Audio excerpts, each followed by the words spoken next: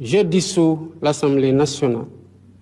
Voilà pourquoi, en vertu des pouvoirs qui me sont conférés par l'article 87 de la Constitution, et après avoir consulté le Conseil constitutionnel sur la bonne date, le Premier ministre et le Président de l'Assemblée nationale sur l'opportunité, je dissous l'Assemblée nationale. Lors d'une allocution à la télévision, le jeudi 12 septembre 2024, le président sénégalais Bassirou Diomaye Faye a annoncé la dissolution de l'Assemblée nationale et a fixé la tenue des élections législatives anticipées.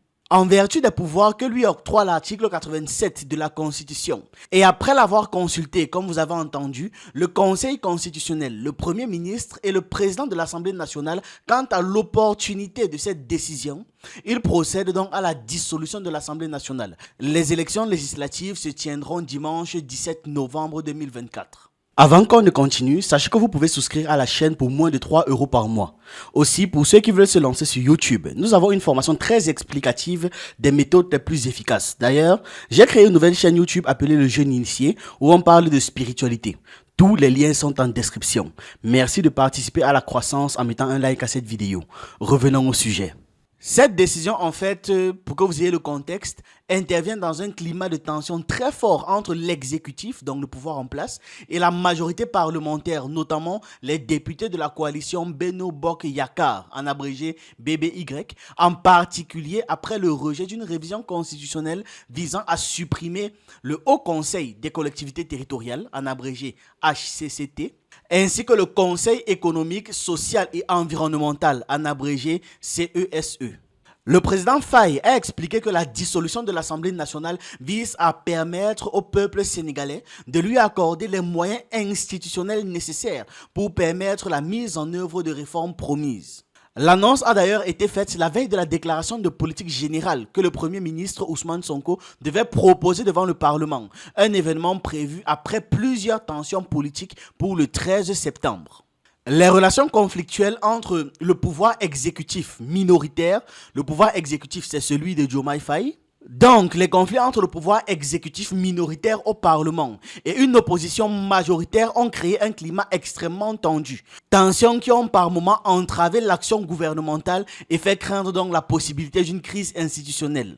Faye a expliqué que malheureusement, la majorité parlementaire a choisi d'aller à l'encontre de la volonté du peuple sénégalais exprimée clairement lors des élections du 24 mars 2024. D'abord, elle a refusé le 29 juin 2024 de tenir le débat d'orientation budgétaire, débat pourtant obligatoire, prétextant une attaque politique. Cette violation de l'article 56 de la loi organique relative aux lois de finances a terni de bien des manières l'image du Sénégal aux yeux des institutions internationales. Le Parlement sénégalais a rejeté le projet de révision constitutionnelle visant à supprimer le Haut Conseil des collectivités territoriales ainsi que le Conseil économique, social et environnemental. Malgré les impératifs de réduction des dépenses publiques dictés donc par la situation de finances de l'État. En gros, il fait comprendre ici que le pays n'a pas assez d'argent, mais tout le temps, il y a de l'argent qui est versé dans des institutions qui ne servent à rien, qui ne servent pas au pays. Il veut donc stopper l'hémorragie et réorienter le budget ailleurs. Sauf que les gars au Parlement ne veulent pas. Ils veulent quand même garder un certain nombre de gombos, si vous voyez ce que je veux dire. Les gombos, c'est les moyens de revenus. Étant donné que ces institutions ne sont pas pertinentes actuellement pour le pays, ils veulent les retirer. Mais il y a des gars qui ont des intérêts au-dessus des intérêts des gens de la nation. Le président du Sénégal a aussi dénoncé la tentative de la majorité parlementaire de fixer une date pour la déclaration de politique générale. Une prérogative qui relève exclusivement de la présidence, selon l'article 84 de la Constitution. Il a aussi bien évidemment évoqué la menace d'une motion de censure que la majorité fait peser sur le gouvernement. Une motion de censure est une procédure parlementaire utilisée dans certains systèmes politiques pour renverser le gouvernement en place.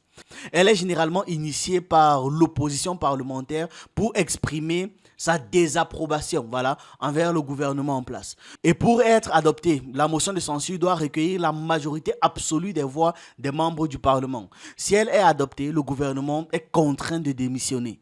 Et c'est en fait ça qu'ils voulaient faire. Ils étaient en train de menacer donc Diomaye Faye et son gouvernement d'appliquer une motion de censure pour les éjecter du pouvoir.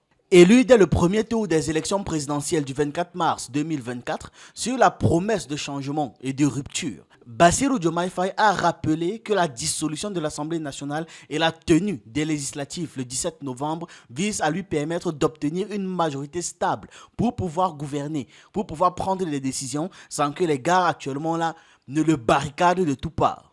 Le mieux encore, c'est d'écouter ses déclarations. Mes chers compatriotes, le 24 mars 2024, le peuple sénégalais a fait le choix de la rupture et de la transformation systémique en m'élisant au premier tour de l'élection présidentielle. Ce scrutin historique, tenu dans un contexte de recul de nos droits fondamentaux les plus élémentaires, fut imposé par un peuple debout. Un peuple qui a préféré le courage à la résignation. Cette confiance populaire m'honore et inspire la détermination de la politique de la nation de la loi portant code de transparence dans la gestion des finances publiques.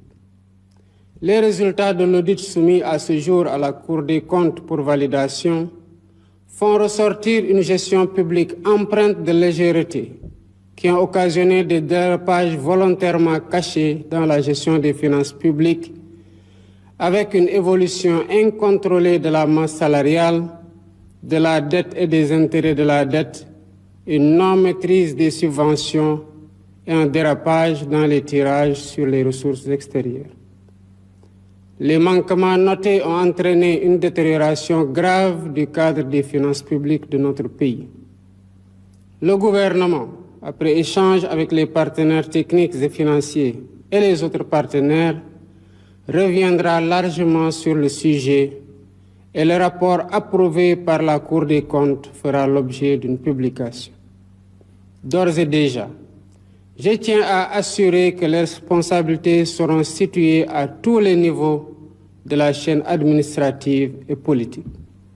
Mes chers compatriotes, mon serment devant Dieu et la nation d'honorer nos institutions et tremper du sang des Sénégalais tombés l'idéal national en bandoulière lors des nombreuses luttes pour notre démocratie.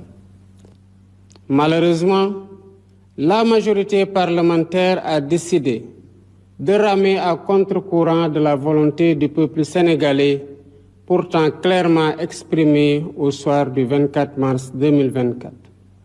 D'abord en refusant, le 29 juin 2024, de tenir le débat d'orientation budgétaire pourtant obligatoire pour le motif simpliste d'une supposée attaque reçue sur le terrain politique. Cette violation d'une obligation légale prévue par l'article 56 de la loi organique relative aux lois de finances aura gravement contribué à ternir l'image du Sénégal aux yeux des institutions internationales. Ensuite, en rejetant le 29 août 2024 le projet de loi constitutionnelle visant à concrétiser la promesse que j'ai faite au peuple de supprimer le Haut Conseil des collectivités territoriales et le Conseil économique, social et environnemental, alors que la situation des finances publiques impose urgemment de rationaliser les dépenses publiques. Enfin, en allant jusqu'à l'usurpation des prérogatives constitutionnelles du président de la République pour fixer une date pour la déclaration de politique générale en violation flagrante de l'article 84 de la Constitution et de l'article 97 de la loi organique portant règlement intérieur de l'Assemblée nationale, sans parler de la menace d'une motion de censure que cette majorité fait planer sur le gouvernement.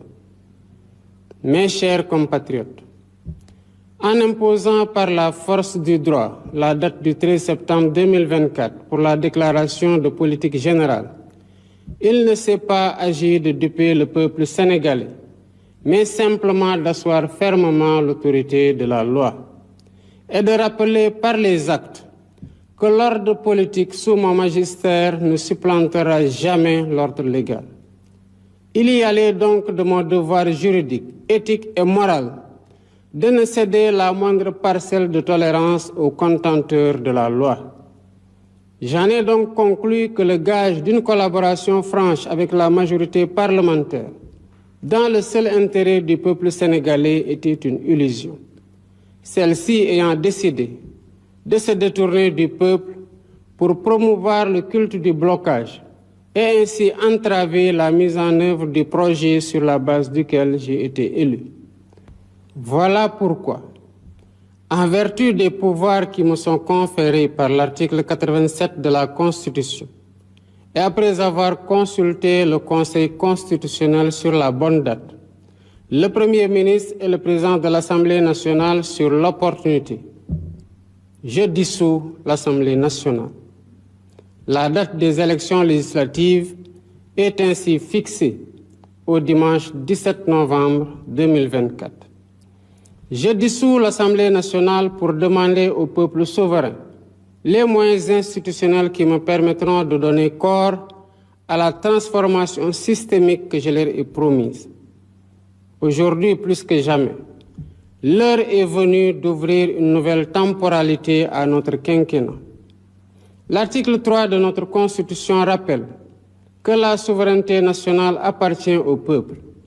Ce faisant, le peuple est invité à reprendre ses titres d'habilitation et à décider souverainement si l'Assemblée nationale doit refléter les aspirations profondes de changement qui se sont exprimées au soir du 24 mars 2024 ou si elle doit demeurer encore le dernier avatar bloquant d'un régime déchu. En tout état de cause, le gouvernement garantit la bonne organisation des élections et l'expression libre et démocratique du choix du peuple et que le meilleur gagne. Vive la République, vive le Sénégal. Voilà, c'était tout pour cette vidéo. Personnellement, je pense que c'était la meilleure option pour pouvoir trouver une solution pertinente à ce blocus. Il ne faut pas qu'on oublie que les gens qui sont actuellement là sont des gars qui datent du mandat de Macky Sall. Donc, ils ont un certain nombre d'intérêts personnels qui ne sont pas du tout en adéquation avec les intérêts de la population ni les intérêts du gouvernement failli. Donc, ça devient très compliqué. Dites-moi ce que vous en pensez en commentaire, si c'était une décision pertinente ou non, et on se retrouve dans une prochaine vidéo.